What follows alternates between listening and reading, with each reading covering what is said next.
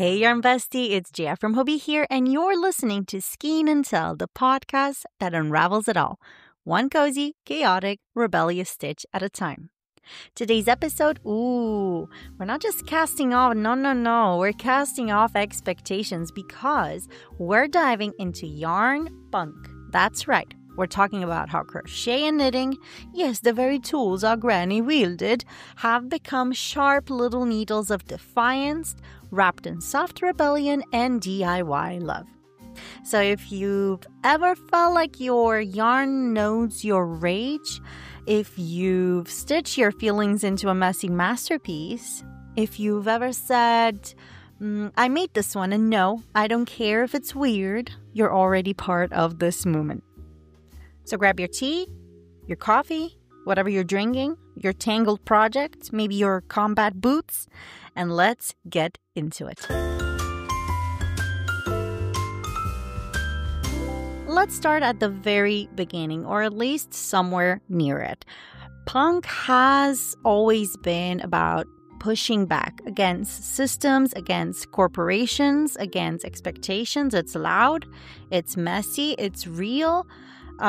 So how did fiber arts, often seen as sweet and homey and cozy, end up in that mix might be the question we're asking ourselves here.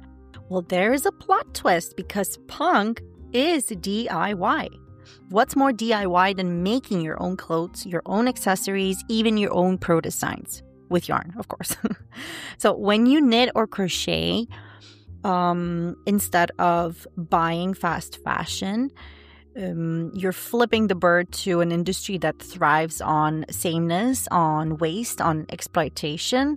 You're reclaiming control stitch by stitch. So knitting or crocheting in this context becomes basically a second language. It doesn't always whisper. Sometimes it actually just screams, right? So whether you're safety pinning a jacket or hand stitching a beanie, the ethos is the same. I don't need to buy it. I will make it myself. It's not just that. It's also that I will also make it my own way. So yarn punk is about the so-called domestic arts and turning them into something that's more radical. It's maybe a mismatched color. It's maybe an intentionally visible seam. It screams into the void with 10mm crochet hook in hand. It's not perfection. It's more like personality. And honesty, that kind of slaps. I like that. I love everything that stands for that ethos, whether it's punk or whether it's a more soft punk. So, if punk fashion is a form of protest, then knit and crochet are basically threaded manifestos. So let's talk about the early movers or the early shakers of punk yarn fashion. We have Vivienne Westwood, who is basically the queen of unraveled couture, right? So Vivienne Westwood didn't need yarn to be a fiber artist. She already was one in spirit. She blended anarchy with aesthetics, taking the polished edge off fashion and making it very, very raw, real, and roaring, screaming. Her designs, crocheted colors, deconstructed silhouettes, patched and layered garments that look like they were stitched together during, blackout. She really blurred the lines between fashion and chaos, blurred the lines between what's knit and crochet, and it just fit right in. She reminded the entire world that clothes aren't just things that you wear, they're more like things that you say. And beyond the runways, punk kids everywhere were already at their machines and their hooks. They would crochet balaclavas, knit wristbands with anarchist patches. They would make sweaters stitched with sarcasms and slogans. And punks weren't just rejecting going to the mall. They were building wardrobes out of protest, basically. Think a knit mohawk hat is in safety orange or a patched cardigan with the words "conformity is cancelled" stitched across the bag, right? Yarn really became a badge of rebellion and it wrapped around your shoulders like an armor.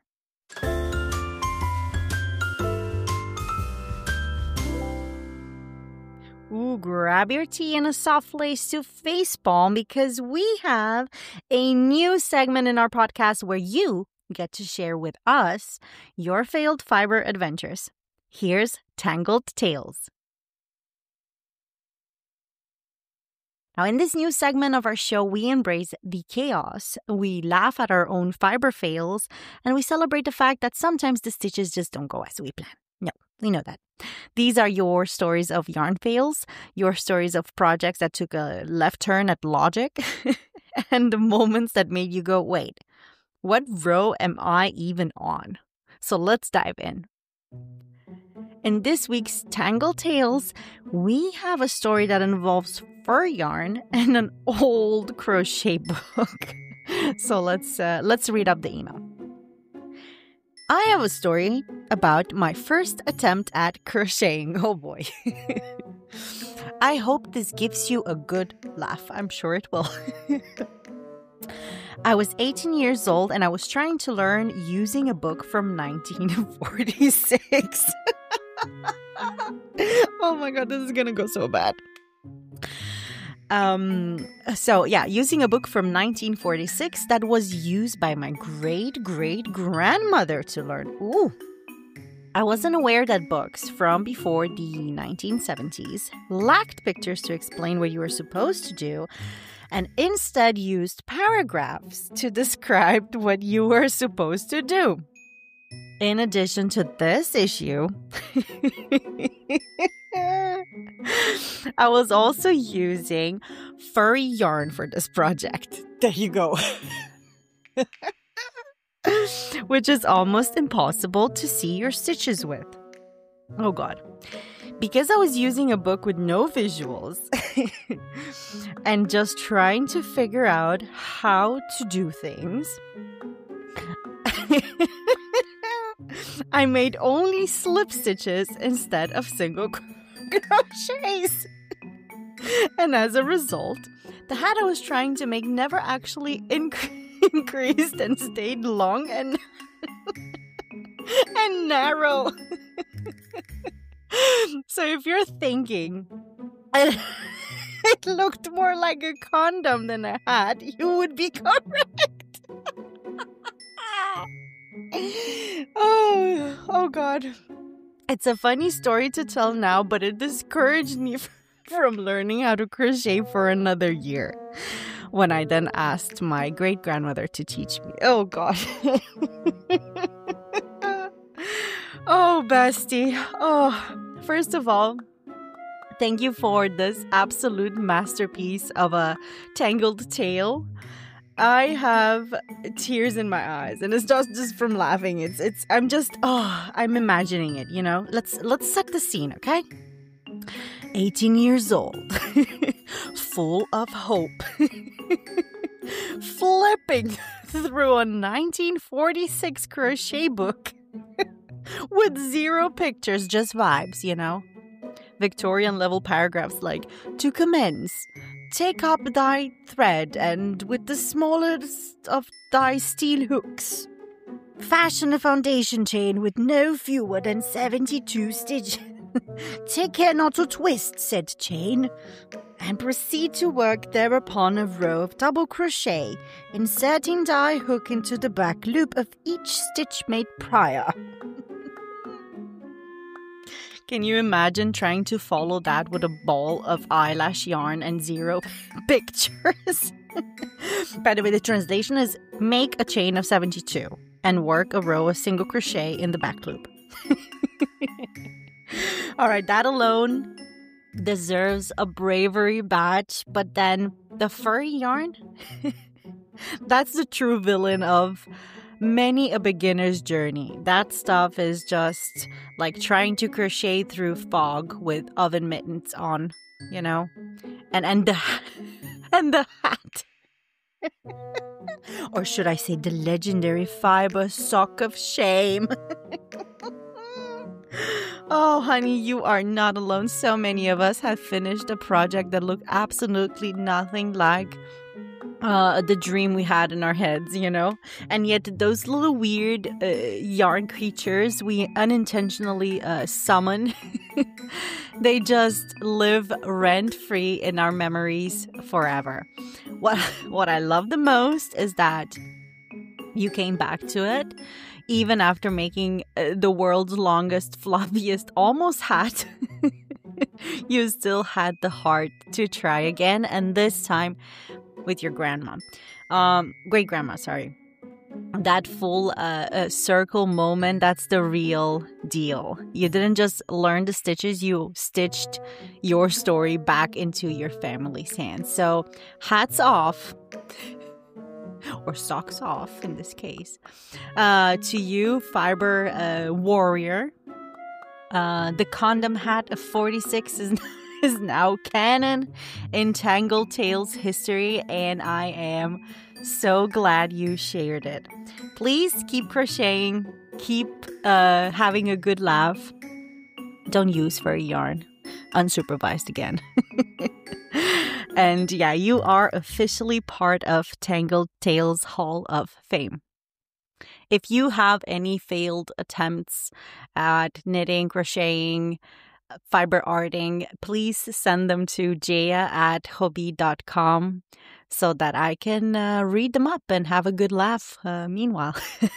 So yeah, thank you so much for sharing. And now to our main topic again.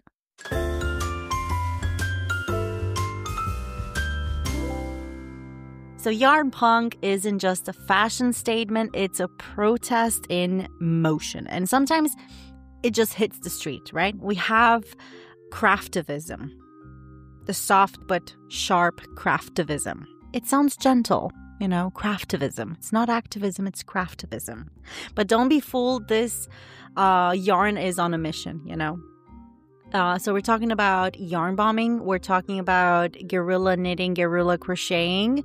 We're thinking, you know, light poles wrapped in pink puffs, statues with rainbow scarves, entire staircases covered in coordinated panels of crochet and knit pieces.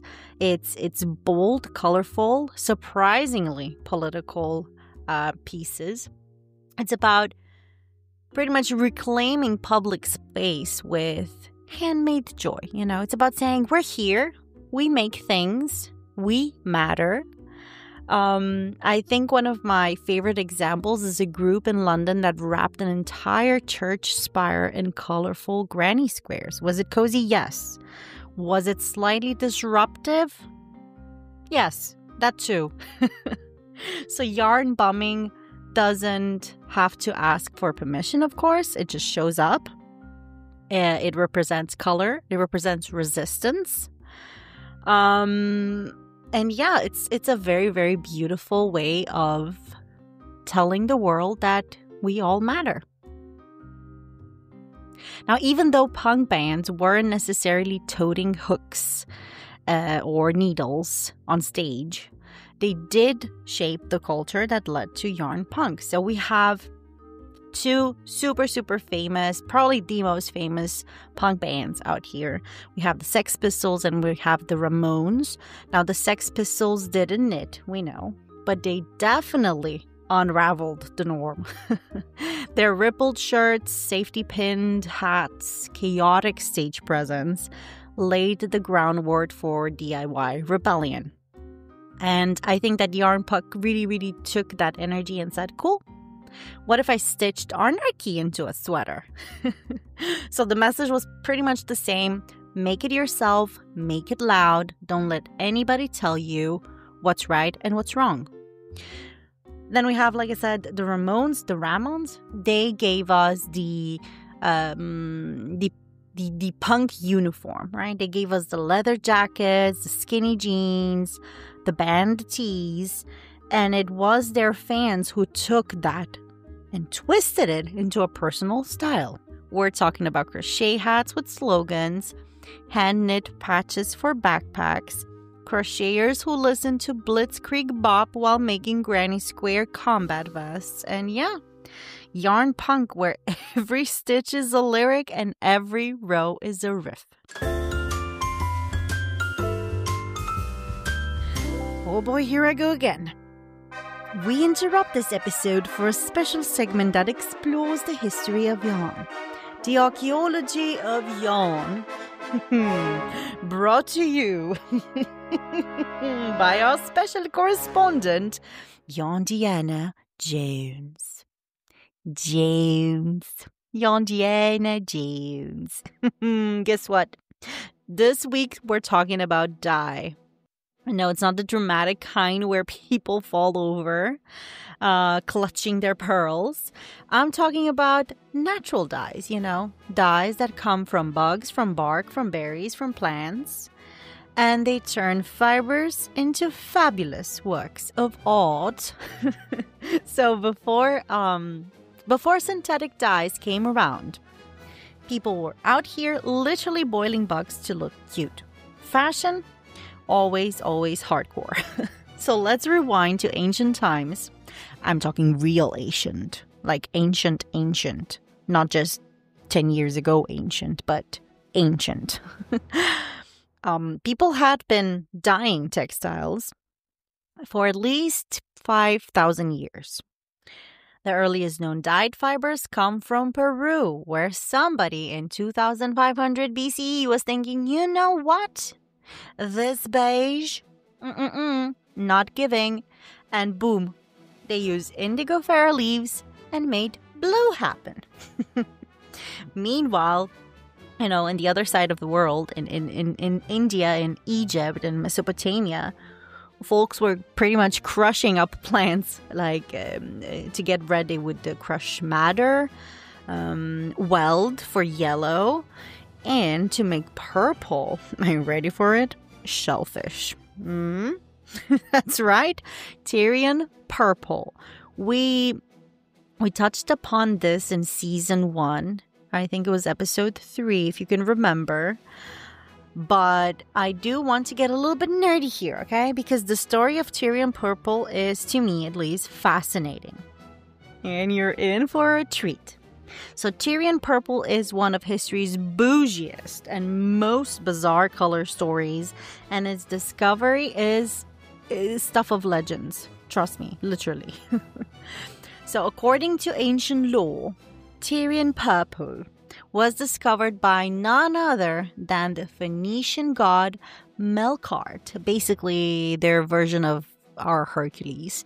And the story is very funny. It's something like, so one day Melkart, this god, Phoenician god, was walking along the Mediterranean shore with his doggy dog and his girlfriend, like gods do.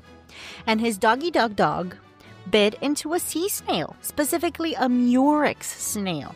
And suddenly the dog's mouth was stained this deep and rich, beautiful purple.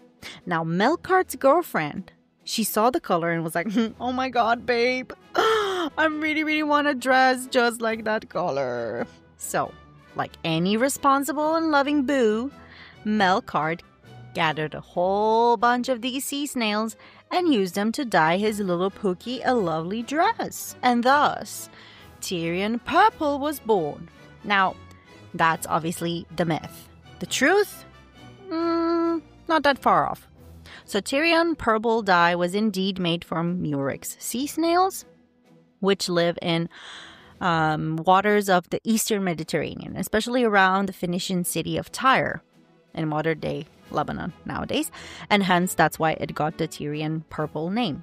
So to get this dye, ancient dyers would have to, first of all, crack open the sea snail's shell, the shell of the snail. And then they would extract a gland, a tiny microscopic level gland, inside from the snail. And then they would just kind of squeeze out the juice, the goo, and then let it oxidize in the sun. So it would start off usually as yellow, and then it would turn purple blue with exposure to air. And they would repeat this 1,000 times because one small snail produced only a tiny little itty bitty bitty drop of usable dye.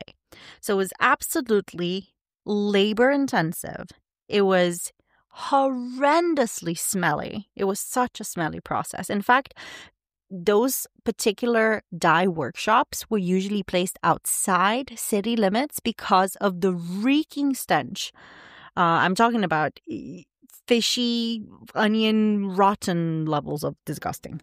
So, result though, an incredibly vibrant, color-fast purple that didn't fade with time or with washing. And because it took up to 2,500... No, I'm wrong. That's it. I have to add another zero. No, two more zeros. Yes, 2 zeros. 250,000 snails to dye a single toga. Because it takes about 10,000 sea snail to get 1 gram of the dye, depending how big the toga is and so forth. But yeah, I'm doing it again. 250,000 snails to dye a single toga. Can you imagine how much snails that is? Can you imagine? That's a lot of snails. So Tyrion Purple became a symbol of status for the ultra elite, and in ancient Rome, Tyrion Purple became the official color of the imperial family. So only emperors could wear it. It was like such a flex. Senators could also wear it, but I think it was just one stripe that they could wear it, like just a tiny little bit, just a little tiny bit. So it was basically forbidden by law. Everybody else, no, forbidden by law. Like, I'm the rich one here. I'm legally allowed to wear this.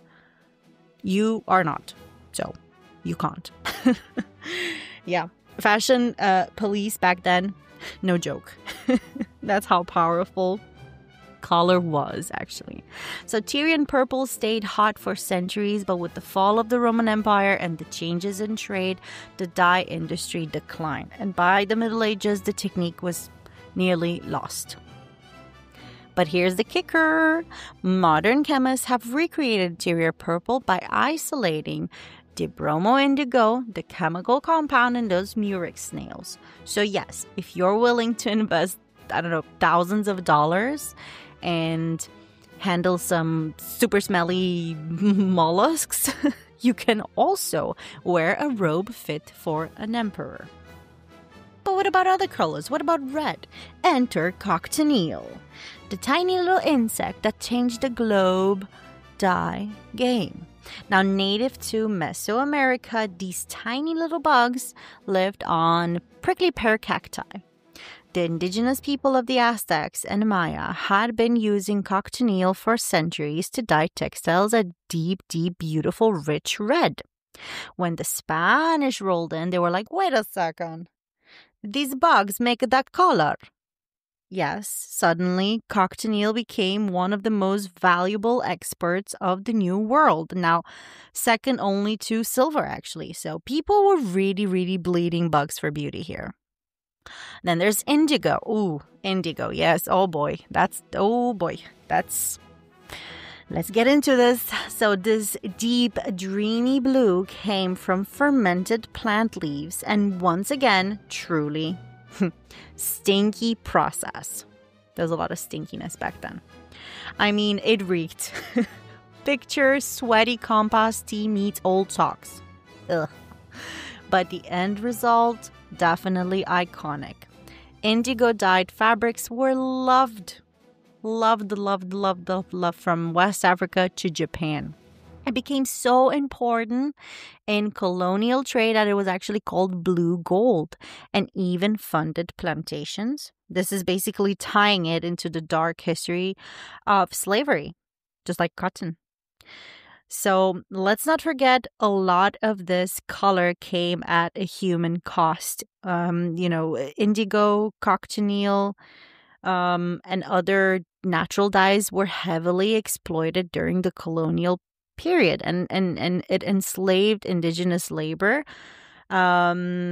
which was definitely always pretty much used for harvesting and for processing. So the color might look very, very pretty, but it's not really always such a pretty story. Let's talk about the 1800s, because there's a plot twist here, okay? In 1856, a teenage chemist, a little child, basically, named Vivienne Perkin, was trying to synthesize malaria medication and, oops, accidentally created the world's first synthetic dye, which was Movine. Suddenly, purple wasn't basically an emperor's color anymore. It was for everybody, commoners like you and me. Thank you, Willie. And that was just the beginning of synthetic dyes or the end of natural dyes. Interesting. Fast, cheap, color fast as well. Synthetic dyes were the new it girl. But guess what? Natural dyes, I think they're making a comeback. I know they're making a comeback. Crafters are rediscovering the joy of dyeing with avocado pits, with onion skins, with turmeric, with hibiscus, and even with food waste. So the colorful, sustainable process, that's definitely super messy, is such a fun thing to do. Let me tell you, pulling a skein of an indigo vat and seeing it go from green to blue as it hits air, oh, it's magic. I've never seen it in real life, but I've seen videos of it, and I am so obsessed. I'm so excited about this whole thing that I just ordered myself a whole book about plant dye for Mother's Day, and it should arrive this week. So the reason for that is that I want to actually record a whole episode on hand dyeing and dyeing at home with stuff we have. So I'm excited about that one. And I just saw that unicorn color cream was back in stock, and you can dye that one. So I have a whole plan in my head. Okay, so I'm excited about that. Anyway, next time you reach for a colorful skein, just remember, people used to crush beetles and boil bark and ferment stinky soup to get that particular hue. So dyes have built empires, they have sparked wars and funded revolutions. But at the end of the day, the togas, they looked fabulous. So yeah, bestie, that's the story of dye. The colorful chaos behind every fabulous fiber.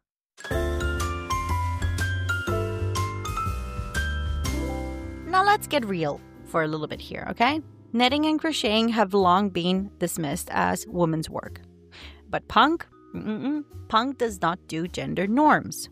So yarn punk isn't about just crafting, it's about confrontation. It challenges the idea that softness equals weakness, or that domesticity equals obedience. And projects like knitted knickers or embroidered protest banners, they kind of flip the narrative here. They say, yeah, I made this with my own hands and I'm using it to fight back.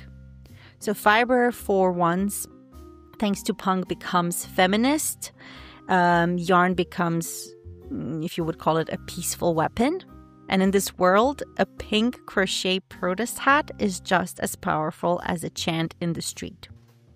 So bestie, next time somebody gives you the side-eye for pulling out your crochet shawl project at a punk show, or tells you that knitting isn't cool enough for protest, just smile, because here's the truth.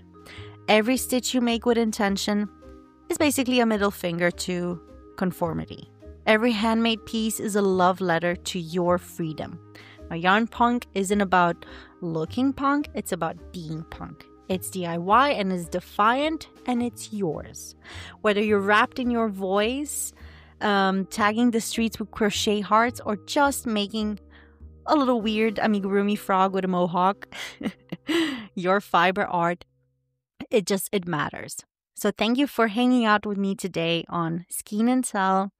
I hope this episode lit a fire under your stitches a little bit. And if it did, share it with your fiber gang. Post your more rebellious makes and tag me with #SkeinandTell or #Hobbii podcast so I can scream with joy at your creations. So until next time, stay punk, stay weird, and keep stitching your story. Love you, bestie. Bye.